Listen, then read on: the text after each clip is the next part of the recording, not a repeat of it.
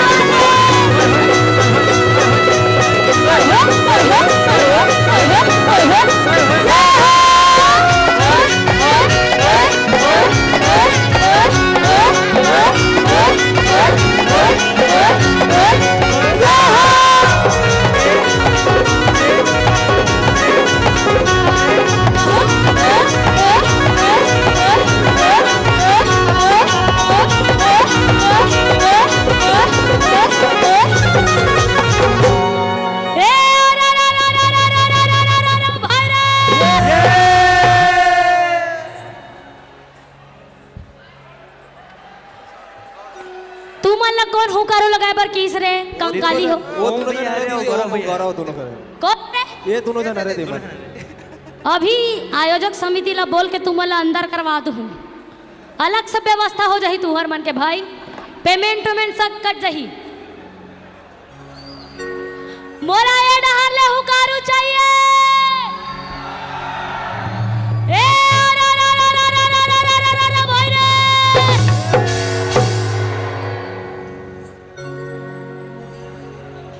I don't like this type से कमती कमती हुकारू बने जोरदार हुकारू आना चाहिए तब तो मैं जाके बताऊं रायपुर में कि कवर्धा के रहो तो वहां बघवा मन रही से वो मन जोरदार दहाड़े ए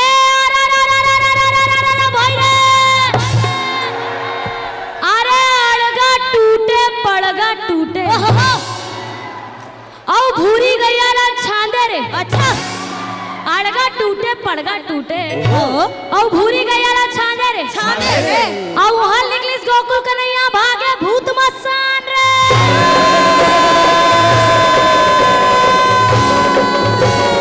पीछे वाले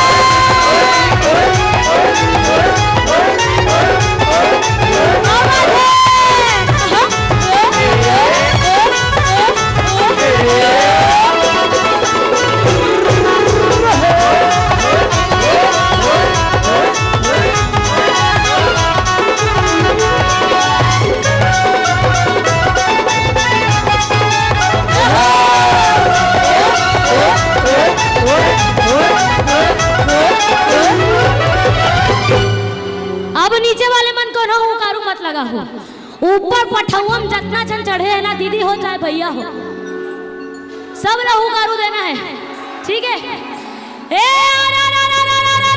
भाई रे अरे सबके भौजी गोरिया गोरिया आओ हमर भौजी कारी रे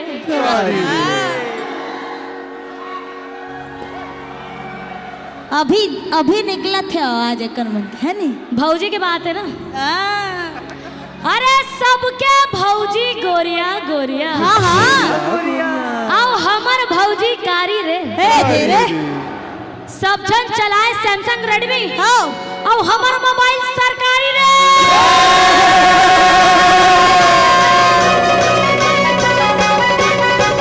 ताली हो जाए साथ में।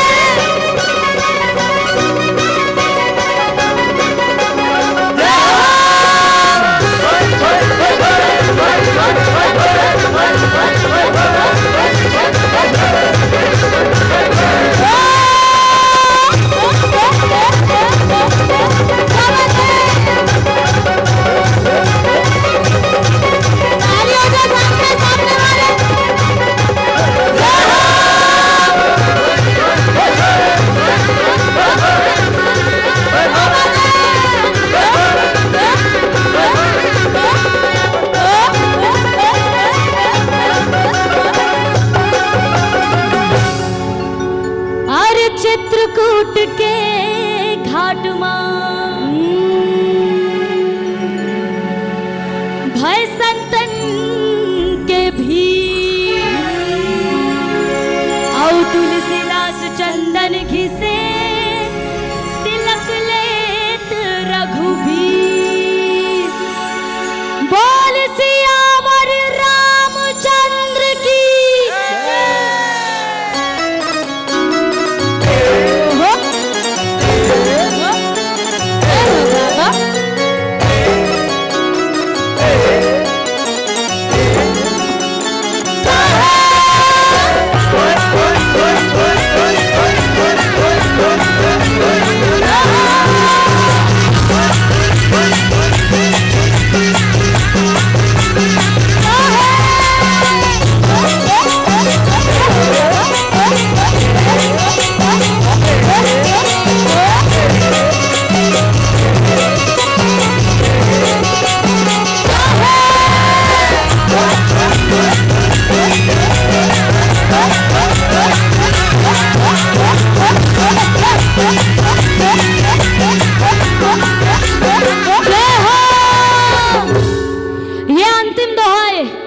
आयोजक भैया हो बने जोरदार हुकारू तू हुमा लगा हूं।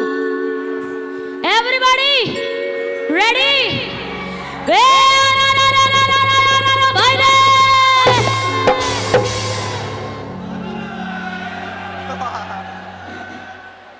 रॉयल्स ग्रुप है ना लीग से हट के चलते हैं